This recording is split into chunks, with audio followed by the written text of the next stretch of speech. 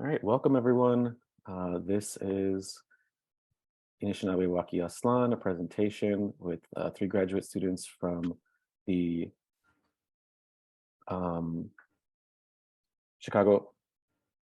University of Chicago Public History Practicum. I'm Jose Luis Benavides, your host for the evening. I'm also the, lead researcher on the Anišinabe Waki-Aztlán project, which I've been doing since 2019 with support from the Illinois Humanities and a service learning civic service learning committee fellowship, interinstitutional fellowship from different universities and colleges that are linked together throughout the city of Chicago. I'm also a lecturer at Wilbur Wright College, one of the Chicago City Colleges of Chicago, and a lecturer at Truman College as well.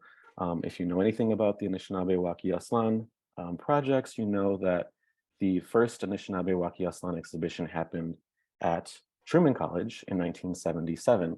And what you're seeing here on this first slide is an example of what that exhibit looked like. I'll talk a little bit more about that, but just to give you all a little outline of what's going to happen for the rest of the day, our conversation tonight. I will give a very quick overview of what Anišinabe Waki-Aztlán is and some of the things that I found in various archives and collections and scouring about, and then hand it over to our 3 lovely presenters, graduate students of the public history program in University of Chicago. They were lucky enough to work with Carlos Cumpián in his personal archives and helped digitize and archive many things that you'll see in these slides and many things that are not featured in my slides. They'll go through their process of becoming archivists or public archivists and sharing what this journey kind of has been for them. So yeah, 1 second as I introduce them in a minute, I want to just tell you all more about Anišinabe Waki-Aztlán and what you're seeing here. So in 1977, March founded, had this idea through Carlos Cumpián and work closely with the Chicago Indian Artists Guild to create an exhibition that featured both of these collectives' artistic merits and contributions to the Chicago scene. They had this exhibition, and the exhibition we found out, through working with Carlos Cumpián, toured throughout the state of Illinois, and then there's also an accompanying sort of culminating exhibition that happened in 1980. So this is several years worth of work that March was leading, and we're really excited to learn about all of these details, to find these articles and things in newspapers that are defunct Chicago newspapers like Uptown News that no longer exists, and the brochure to tell us exactly who was in the exhibition, because prior to this investigation, only one scholar really, Dylan A.T. Minor, an Métis Indigenous artist out of Michigan, had been one of the only people to really write about the exhibition. And then he only wrote about the posters themselves, these famous Carlos Cortéz posters. So we didn't know who was in the show, and we were prompted by Carlos Cumpián to pause some events that were more speculative in nature early on in the pandemic, and then learn essentially from him. He is the archive, and so we're really grateful to Carlos Cumpián, who I think is in the audience, and to now these grad students who are continuing the work of helping archive and preserve this history, this people's history. So just a little bit about these exhibition posters, like the one you just saw. They're up on display at Truman College's lobby right now, off of Wilson. So if you'd like to go see them in person, you can.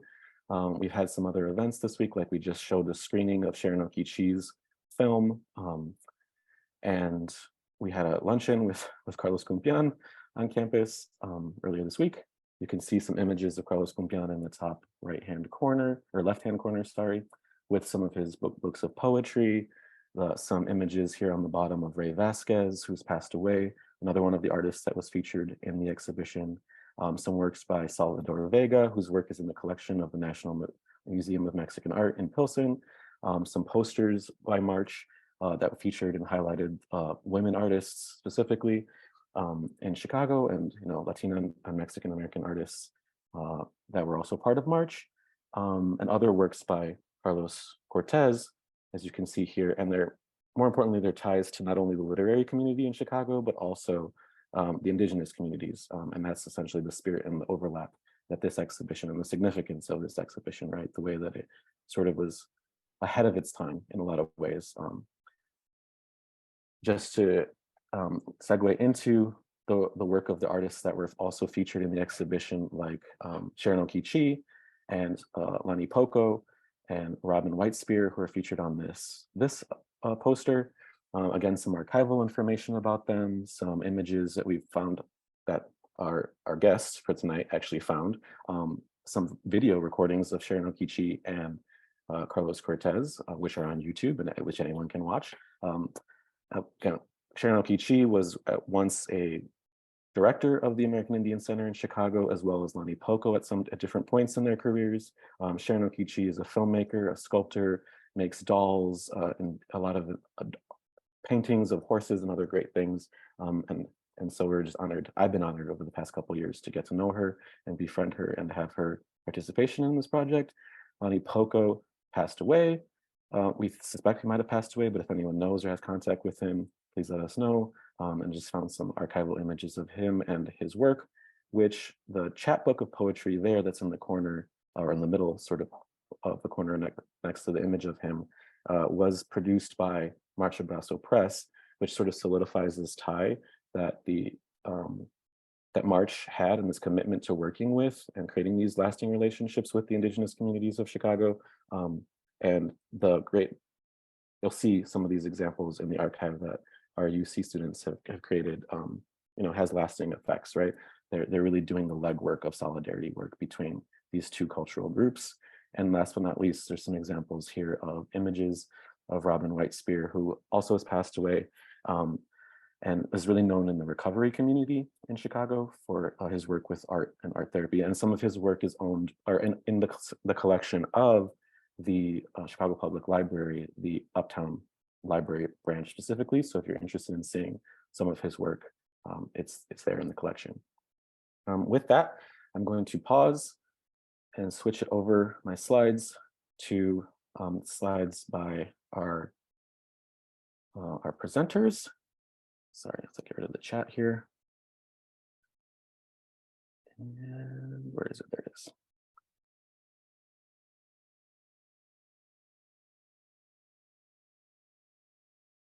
And they will take it over from here. We have Mariah, Zi. Oh, sorry, one second. Let me get my chat out of here. And Teagan, talking from, I don't know what parts of the world you're all in, if you're all in Chicago at the moment or not. Sorry, my mouse is freaking out. One second. I need to close the participants box before I do this. And they will tell us what it's like jumping into this project. We were connected through the Illinois Humanities, and then they came into the project to share their expertise or to learn and to lend a hand in archiving now the project. So here you go. Let me know when to change the slides, y'all. Yeah, I think I'll start. I think I'll start by briefly introducing the public history practicum. So Mariah, Teagan, and I are three grad students, or two of us were two grad students at the University of Chicago, where we took on this project as part of the public history practicum that the university does.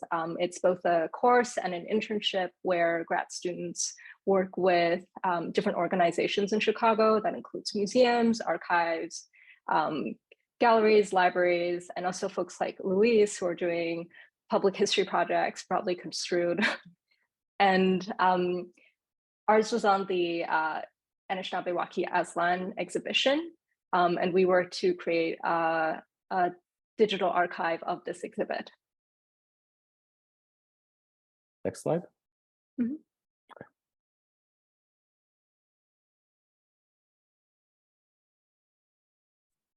So today we'll go over, I guess, some of the community work that we were involved in researching the Anišinabe Waki-Aztlán exhibition. I think Teagan will start by talking about that. I'll talk about some of the processes of how we digitized archival material that were, I think, generously shared with us by Carlos Cumpián, and with the sort of ongoing next steps of the project.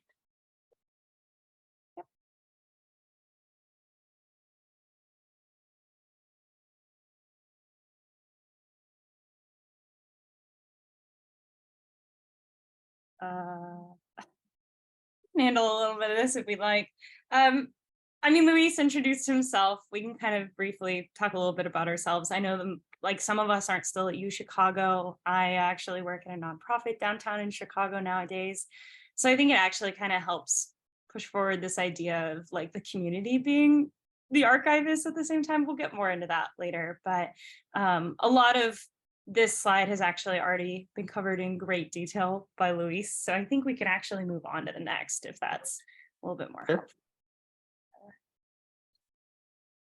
So I think a major part of this project and the original class that we were taking was that it was about community being first and foremost.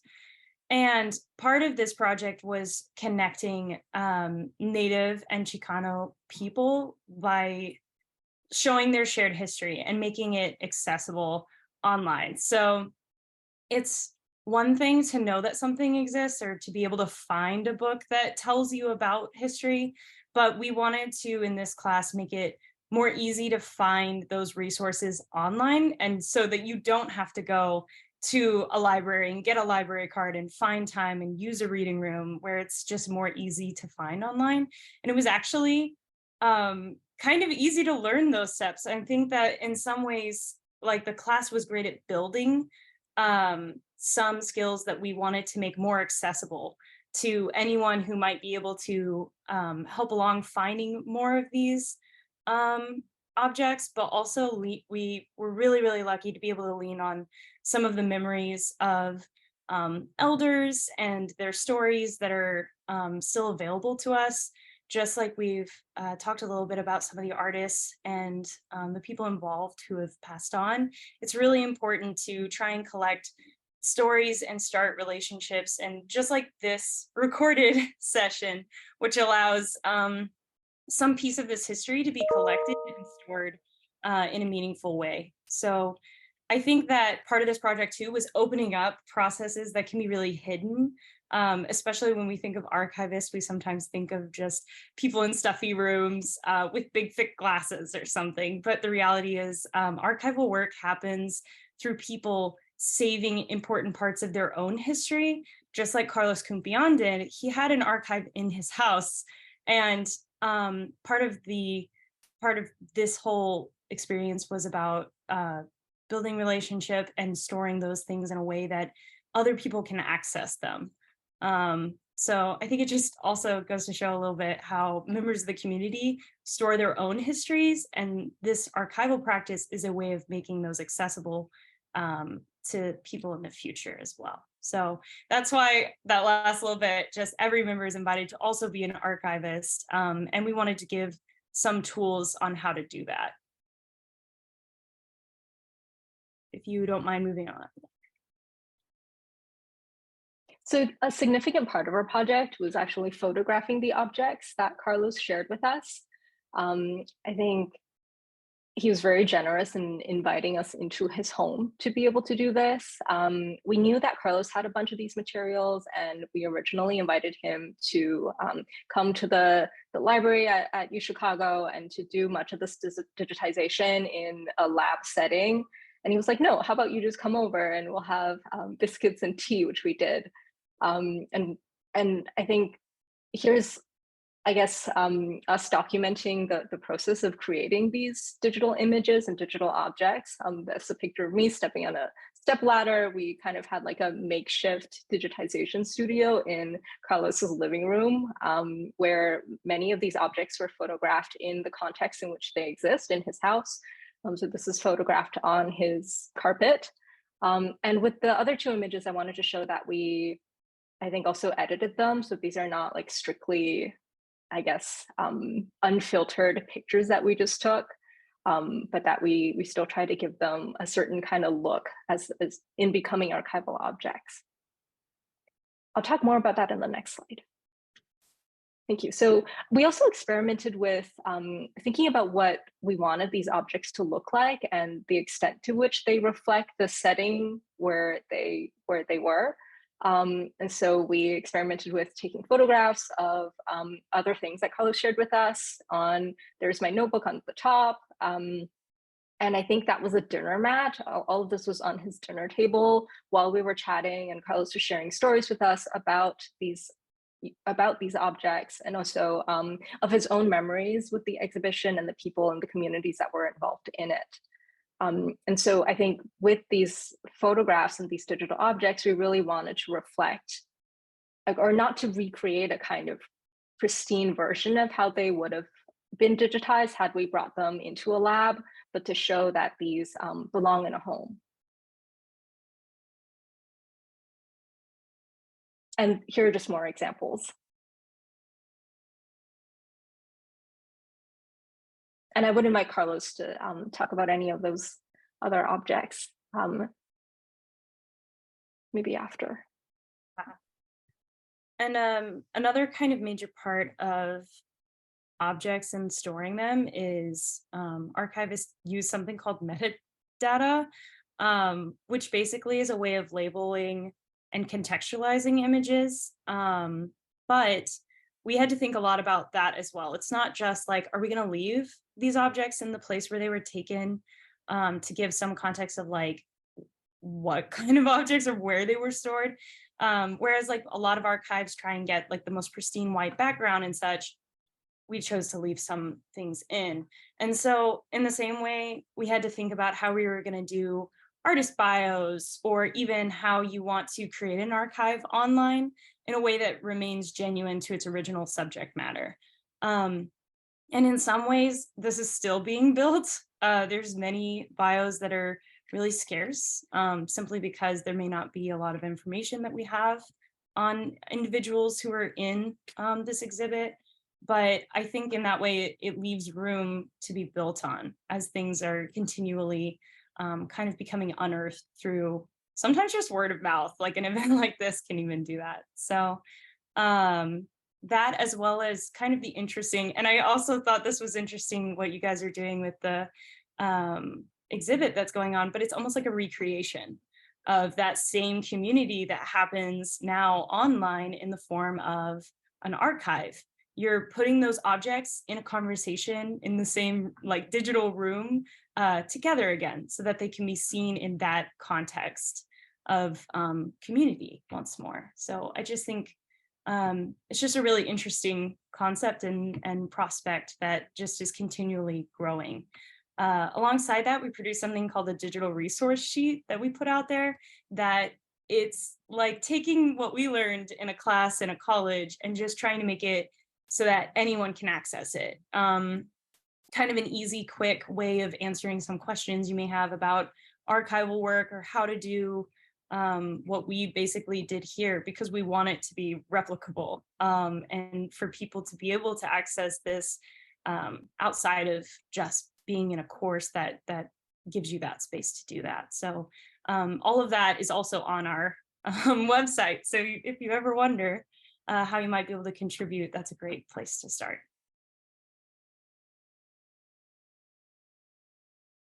The podcast, should I Yeah. mention that? Yeah, I can talk a little bit about that. So along with the digital component, we also thought it was really important to have a sort of oral history of the event. So we reached out to Carlos and Sharon, and they were just willing to share all their experiences that they had with the project. And I think one of the more compelling parts was, especially in the end, I remember one thing that Carlos shared with us is that he wished that it could become a regular thing. So the fact that this project took place in the 1970s, he wanted it to be something that was rather routine, and that these groups of people could get together frequently and have fellowship and community and share their art together. Sharon also shared a lot about how their group came together, the Chicago Artists Guild, and it just seemed to seemingly come together in terms of people meeting at another person's house. They would meet at Carlos's house one week, she was telling us, and just fellowshipping together, and then thinking about how to best share their work with other people.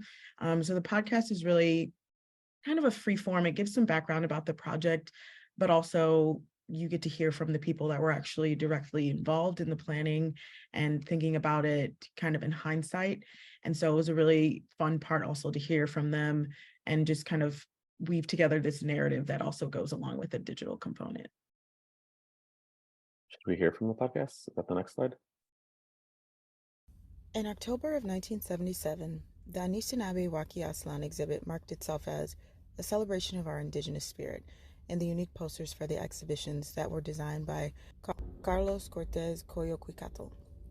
The cultural impact of these unique posters and the intersecting Anišinabe Waki and Aztlán identities have been described by Métis artist and indigenous scholar Dylan A.T. Minor as that for Cortéz Koyokuikatl, Aztlán, Anišinabe Waki are one and the same, unifying the U.S. Midwest to the Southwest as one, the land of the original people.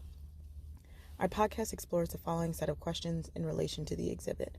First, what is the significance and legacy of the Anišinabe Waki-Aztlán exhibition? What does Anišinabe Waki-Aztlán say about Chicano, Chicana, Chicanx, and Native American shared cultural history and difference? What can be learned, imagined, and actualized from past, present, future Indigenous sovereignty and Chicano, Chicana, Chicanx solidarity efforts studied from this historic art exhibition? Today we interview two of the founding artists whose participation and leadership in the planning and execution of the exhibit have been underexplored. We hope to engage. Sharon Okee-Chee is a Fort Sill, Chiricahua Apache Sioux tribal elder and recognized artist, writer, and activist. Sharon Okee-Chee is a Fort I think there's Sill, Chiricahua a volume Apache issue with Sioux that part of the tribal recording, but I'll elder pause it there. and recognized. So we would have heard a little bit from Sharon Okee-Chee, I think, in that recording, but the volume kind of like dipped out a little. I'm not sure if people out there in the audience can still hear. But with that, I'll go back to our presentation of images and things related to the exhibition. And I have some questions for the three graduate students here, Mariah, Zi, and Teagan. What do you all think about, a semester now after having done all this work, about what you did and how it's kind of having this longevity now with this talk? You all presented at the University of Chicago for the culmination of that course, but did you imagine yourselves doing this now, and in what ways potentially has that work that you've done then trickled into the work that you're doing now out in the world, if you're out of grad school now? I can definitely speak to that. So currently I'm in my first year in a doctoral program for history at Rice University, and I have really become more interested in Indigenous history. I'm in a course right now on Native women, and it was just really interesting to see, even though the exhibit kind of takes place in a contemporary setting, learning more about the Great Lakes region, learning more about these particular groups and kind of the encounter that they had with colonists. And then just to see this on the other side of like reclaiming their experience is just really enlightening to see. So even though it was I learned it kind of backwards, right? Starting with the 70s and then moving closer and closer to the 17th century. As the class has progressed, it's just been really interesting to see so many of these important rituals and ideas that are rooted in the past, but it's obvious that they're still very important to people's concepts of indigeneity today. So it was really interesting to kind of connect those two worlds in a way. Excellent, and congratulations, because I think when we saw each other last spring on campus at U of C, you had just gotten in, or I didn't know if you were going yet. So great that you're there. We're in some way catching up here to live and making that fellowship that you were talking about moments ago, right? Anyone else? Zi, Teagan? I can go. I'm out in the corporate world, I guess. I think that kind of that time I spent, not just with this project, but other projects I had going alongside that at University of Chicago was really helpful for connecting with Native people in Chicago. I came from Oklahoma, where it was kind of given that you would have Native community around you. So kind of being moved into Chicago, like by school and other things, was just a really different process. And so I think, this project was one way of being able to connect with some of the history that is here in Chicago for Native people, and like how not just people from my tribe, but like other tribes are constantly doing work in this community, and just kind of that sense of connection has lasted some time. And it's amazing to be like here and just see that this project continues to go. And Luis, I think that's actually on you as well, and your passion for this project and for recording this history, which is just important. And of course, like meeting with Carlos and seeing all of this kind of continually resurface and become relevant to students today is just exciting. It's exciting to think about students recording oral histories or becoming interested in something that could have easily become lost media. So even though it doesn't intersect with my job, it is really interesting to see how kind of the repercussions of coming more in contact with the community that's here of Native people has kind of seeped over into my life post UChicago. Yeah, I'll share briefly. So I was a first-year PhD student last year, and I'm in my second year now. To be brief, I think what was the most important part for me is really learning the significance of interpersonal relationships in doing a project like this. My background is in museum studies, and I've done other kinds of archival projects in the past where they were very much devoid of people. They were usually like boxes of materials that you get in this pre-established archive that then if you're digitizing them, you're just strictly working with the sources, but you're not working with the people who can then tell you stories about them and what these things mean. Yeah, I think that's the most important for me. And you raised a really important part. I wanted to share with the audiences the actual project website so that they can see and you can find it on your own. But it's just awaproject.omeka.net.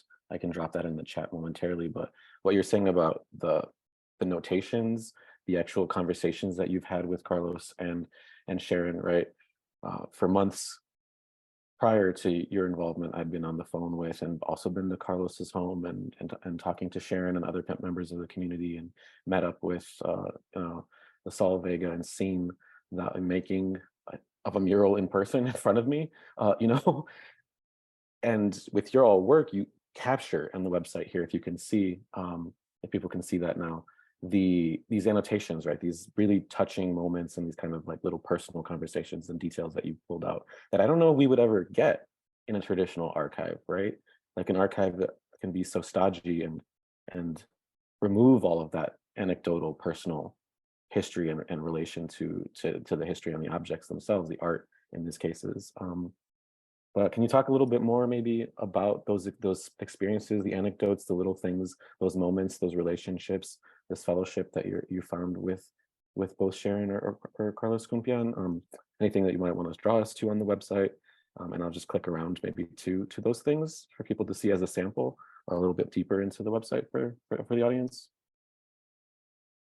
Yeah, I kind of remember writing these and rewriting some of the like descriptors, especially as we went through and thinking through like, how do we communicate a conversation that has been had about this object in the way that we describe it. And so I remember that Zi and I had a number of conversations too. I think it was like manically writing some of these as we tried to remember all the conversations we had around the objects, and then like editing them to try and make them sound the way it sounds when someone's just telling you about something that they have. Because I think that archives can be pretty distancing because they are so scrubbed clean that you lose track of like, this is an object in someone's home, it's not sitting in a physical space where we collect it and make sure nothing happens to it. It's in someone's actual house and has a story connected to it that is spoken like a human and not like about just the materials and the size and the date. It's a lot more than that. I'm sure Zi or Mariah can also talk about a little bit what went into it, but I remember that was a big part of it, was editing to capture kind of the audience that we want to be able to be a part of this. Like we want it to be accessible to anyone who can just read it and feel like they're listening to a story. Yeah, I think I'll speak to one particular section, and that's the contributor section for these. I think for each each digital object, we tried to say that this was specifically digitized at Carlos Cumpián's home. And I think that's, if you scroll up to, Oh, sorry. I mean, you could see that it's on his carpet, but but in the descriptors, it'll also say like where this object is, and who it's archived by. Yeah. Yeah. I think we also did. Oh, go ahead. We also did, I guess, experience a bit of limitations on the, I guess, expected metadata categories. So like the categories, I guess the words you see in blue that will say things like creator, or if we can go back to the previous one, like it I guess limits the sort of the kinds of information that we can record about this object, that we're expected to give it a title, a brief description, and that I think there are sometimes where an object either doesn't fit into these pre-established categories, or that we had to create new ones to better reflect the sort of the people who are involved in the history of this object. With that note, I maybe want to turn it over and just as a segue, mention that I was looking at your notes and things for these things over the past, preparing for the work here, and this one really touched me in a personal way. I never knew Carlos Cortéz, though I'd known of his poetry for many years. I was a poet and once student of poetry in Chicago. Chicago's nonprofit Chicago community arts organizations like Young Chicago Authors, and so Carlos Cortéz is a bit of a legend, right? On the bottom here, you noted, which I wouldn't even have caught if it wasn't for your annotation, right? The significance of this journal cover and the way that they dedicated this drawing or this illustration of Carlos Cortéz on the bottom, because I suppose he had recently passed away, or they were honoring his work and legacy in the activists and organizing communities of Chicago. And there's this moment that I was taken aback by how personal this archive could be, and not only the fact that you were in Carlos Cumpián's home recording this, but Carlos Cumpián was a dear friend, dear friend of Carlos Cumpián's. These were people that we've been talking about all through this talk. Were in community, really. You found, thank you three for finding that video of Sharon and Carlos Cortéz in Sharon's previous gallery, a gallery that she used to have in Uptown. Of course, also that I didn't know about. I think you found an article that helped bring that to light to me, and seeing them together sitting talking around a table is really special. So with that, I want to say thank you to you three and open it up to, you mentioned the people, anybody out in the audience, Carlos Cumpián, anybody want to say, ask a question to you all, express any feelings, share anything that you thought of in this conversation, and or things that you think we could and should do moving forward with the project. Of course, it's evolving. I hope it will grow, and my ambition is that one day we will actually have a physical space to recreate with actual art objects from some of the artists, right? Some paintings, sculptures, works of art, chapbooks of poetry, prints, to celebrate the legacy of this exhibition. Again, now that we know who was in it, because the history books hadn't really documented or archived very well anything else aside from the exhibition posters, and now we've got all the juicy details. So anybody out there have anything to add, or have a contact they want to share, or want to throw this link and these videos that we've recorded about the exhibition prior, or now this one, to people so that we can get critical mass and have a big show someday. But I'll stop talking, turn it over to the audience if you have any questions. I want to say hi to Mariah. I want to say hi to Teagan and Zi. It's good to see all three. Hi, Carlos.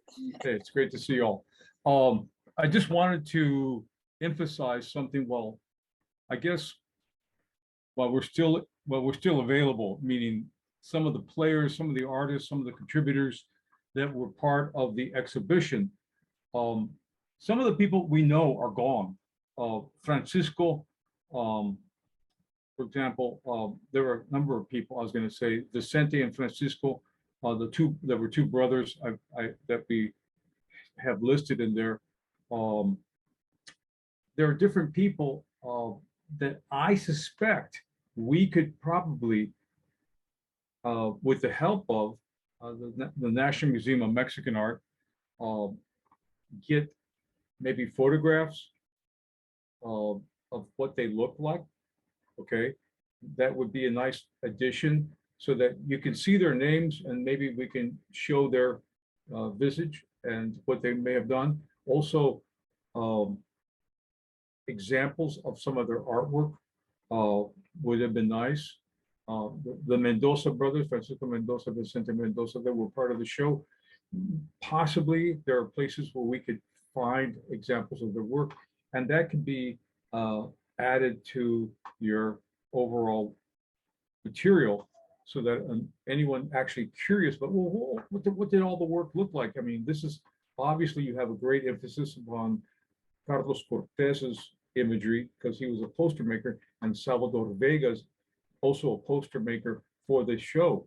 But we can also get additional stuff, I think is still available.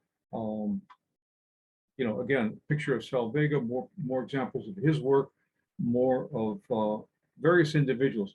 I mentioned to Jose Luis that Roman Villarreal, who's 70-something years old, is still with us, is still making sculptures, being celebrated in the South Side of Chicago.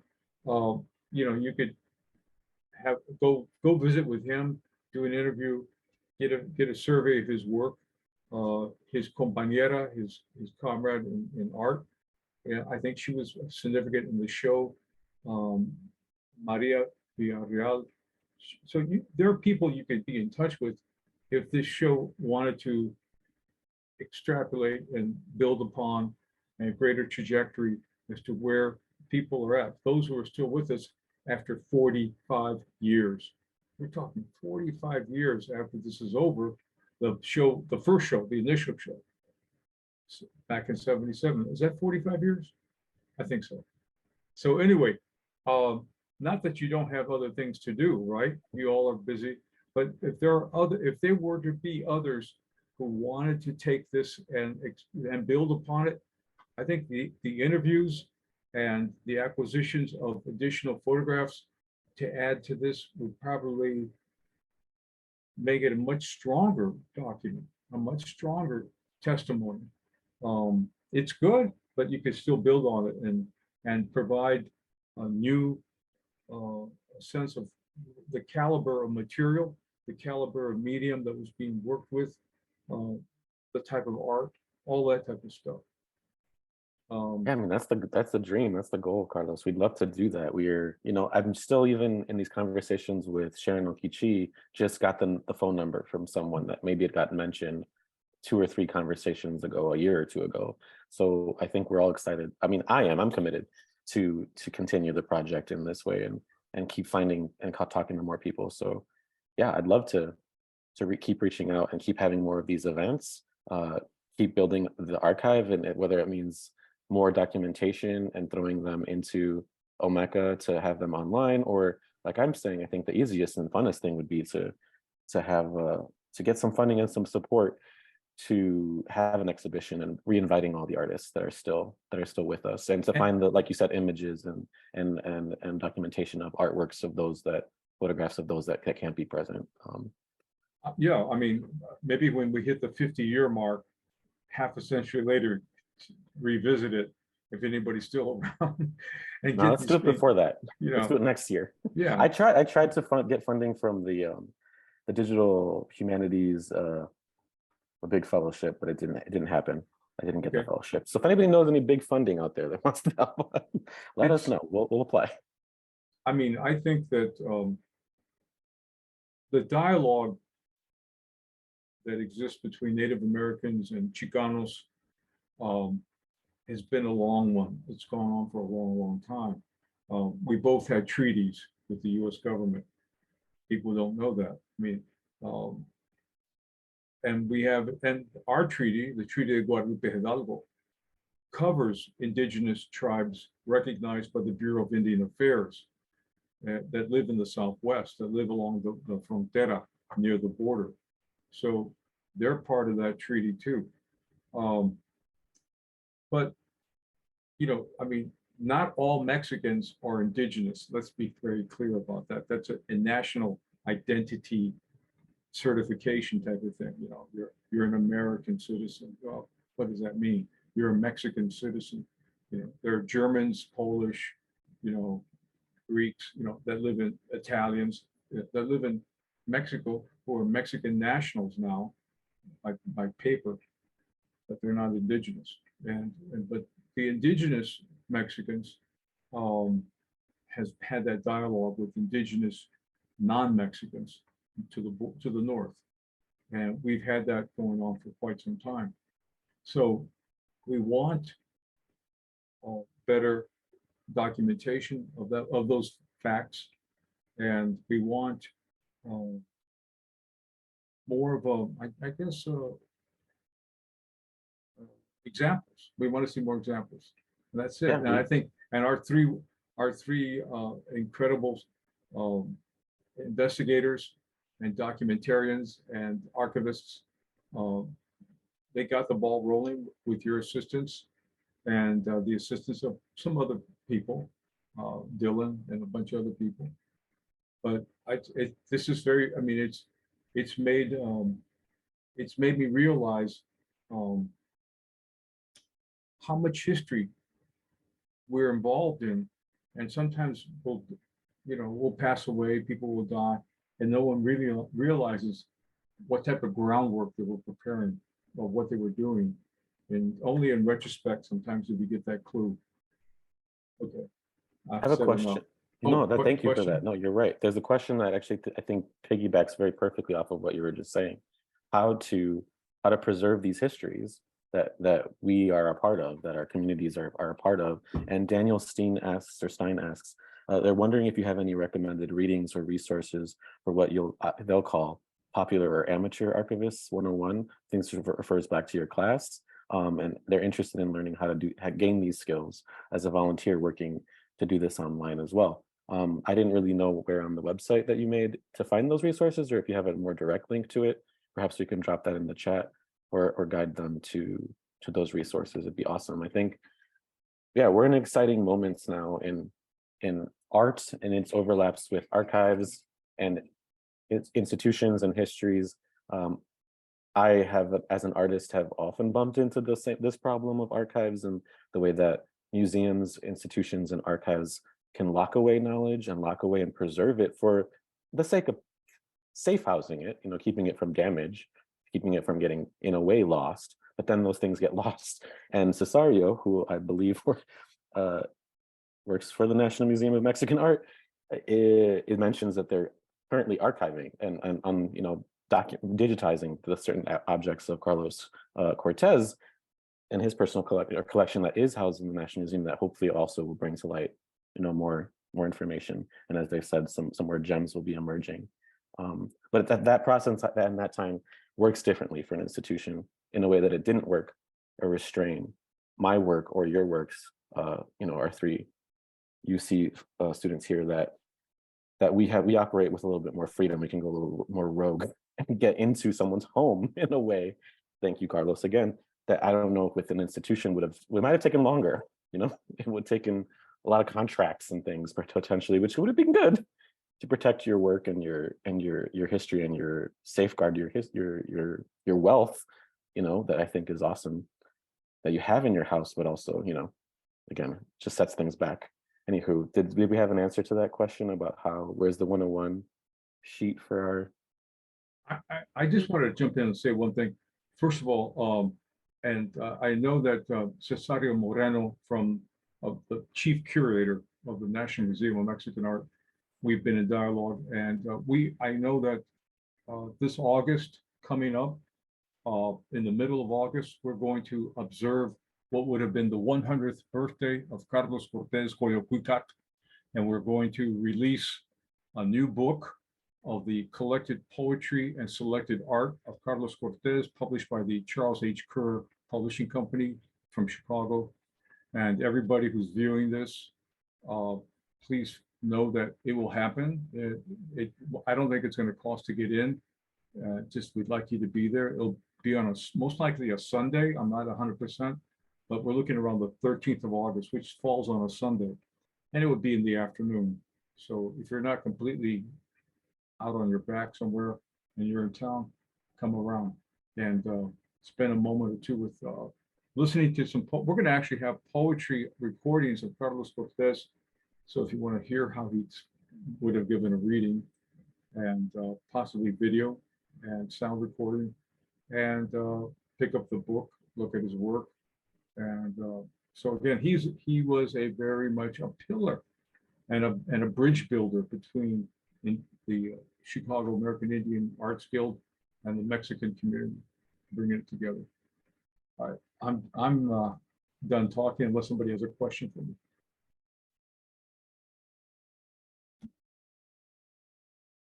Oh, Cesario says, yes, correct, August 13th, 2023. Check the website. I'm assuming the National Museum, the Mexican Museum in Pilsen. Check their website for the 100th birthday celebration of Carlos Cortéz, August 13th. Stephanie has a question. You want to turn your mic on? Oh,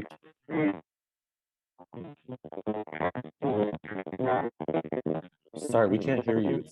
I can't hear you, at least. You sound like a computer. I'm sorry.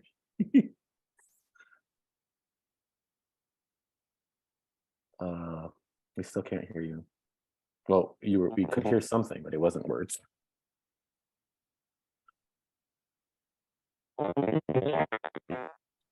No.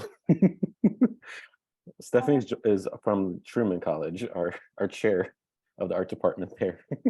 Can you switch your audio through Zoom to like a possible outside speaker or like headphones maybe? Or maybe turn off your video sometimes. That helps to help with the audio only. Or type it in the chat. In the meantime, I think I'll quickly answer Daniel's question. Yes, we do have a resource sheet that I think Teagan can send out. If you also share with me your email, I can send you some other sources. Can you hear me now? Yes. Okay. Yeah, I just wanted to, oh gosh, my phone's shutting down.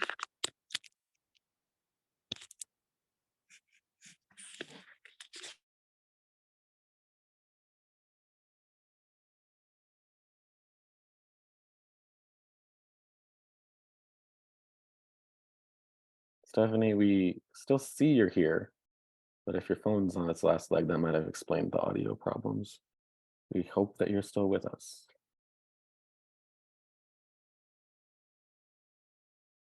Anyone else out there have any questions? We're coming up to the hour mark. If you want to, oh, so sorry. Well, if you want to share an email, that's actually very helpful because I have resources, but let me go through them. Oh, I see it. Cool. And I'll send them on later, so it's more understandable. I have a resource document though, and I'm very happy to share it with you. And that's really heartwarming because it's actually I can see it's a CCC email, so you're getting it out to the community college, which is important. Another one of those, like institutions, right? A private university like University of Chicago and its wealth of information and knowledge sometimes doesn't get out to the people sometimes, Yeah, trying to prevent such a thing. I had a little story. You were talking about Sharon and that video with Carlos in it. And I remember showing it to her, like we sent it on to her because we were like, did you even know this existed? And she was like, no, I had no idea that there was evidence of that conversation. Like, it's cool to hear Carlos speak again and like see that interaction. I just remember her saying that and I was like, it's just so cool. So it's like a version of that, like we can do today by collecting those things. It's like putting people back in contact with each other in some way. So you were talking about that and I was like, oh, I have to tell that story because that was one of the coolest things, was to be like, there's stuff out there that you don't know until you find it. And like Zi and I had a story where we went to the library. You were talking about like how things can be hard to access when they're in libraries. We showed up, I kid you not, like 10 minutes before the reading room closed. By the time we walked up the stairs, they were like, yeah, we pulled those out, but I don't think so. And it was like, we actually stopped pulling things like 30 minutes. And it's just like, seems like there's a lot of barriers, and it feels like there are a lot of rules that until you start pushing around and looking for them, then yeah, it's just some of it's trial and error. So I would be happy to pass on our resources, because it could just be really helpful to have someone give you what I learned from trying to get into the Newberry Library, and stuff like that. So I think that would be a great thing to make. I noticed it's not on the website. I would love to put a version of that out there, and even something that can be built on would be really cool too. Kind of make like a network of tips and leads and stuff like that would be maybe even more helpful for the project moving forward.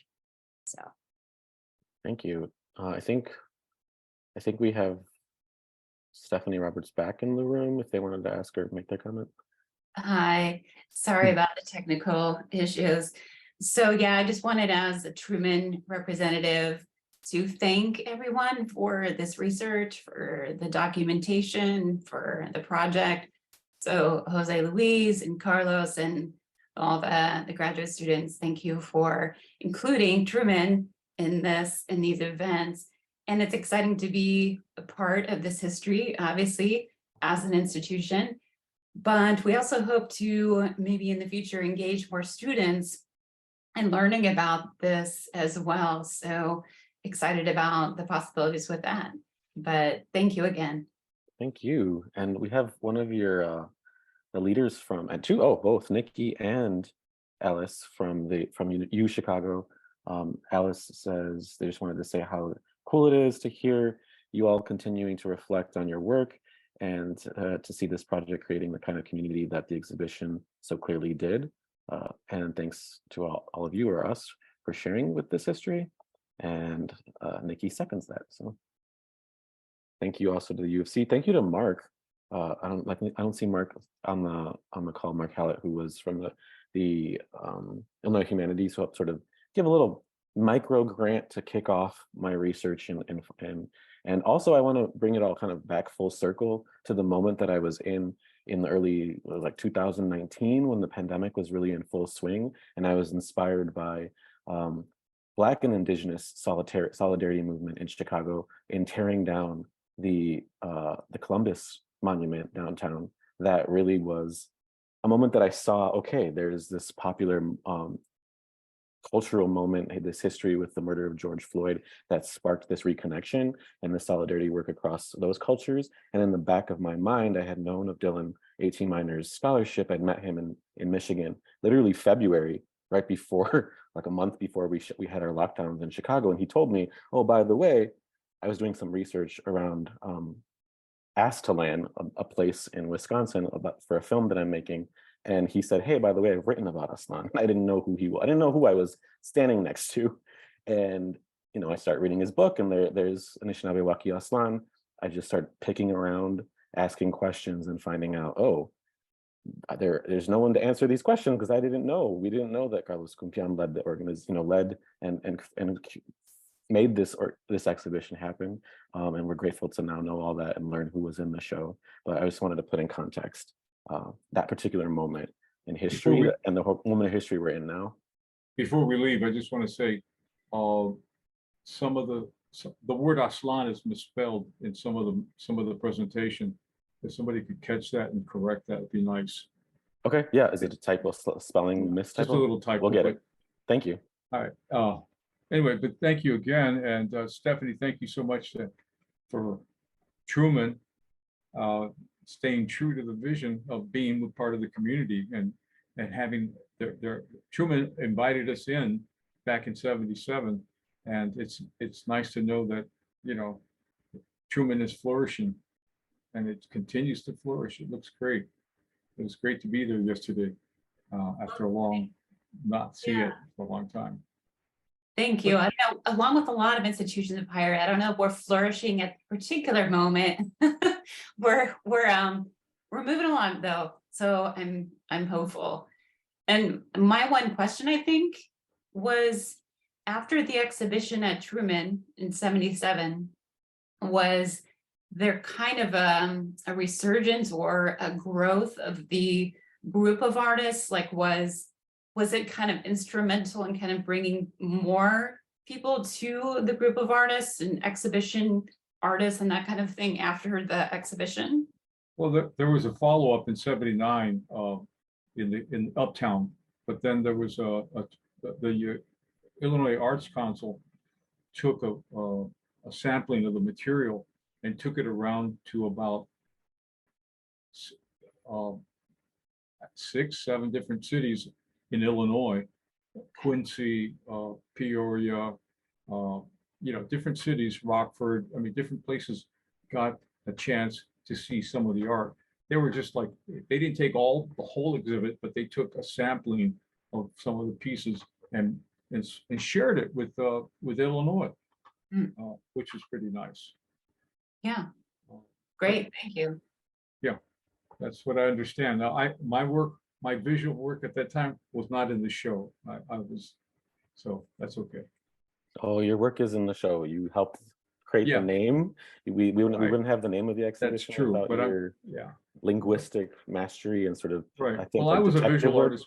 I was a visual artist back then, but I did not submit anything for that particular exhibit. So I think some people are already starting to head out of the room though, so I wanted to maybe just wrap it up. It's already 8:05, and we had a little of a late start. Sorry for the technical difficulties, but I think that's it. Let's call it for the evening. Thanks everybody for being here. Thanks again to Teagan, Zi, and Mariah for podcast back-breaking work, taking photos from high up in a step ladder in Carlos Cumpián's home, for reaching out and talking with our elders and keeping this history going. Thanks everybody. Thank you. Thank you.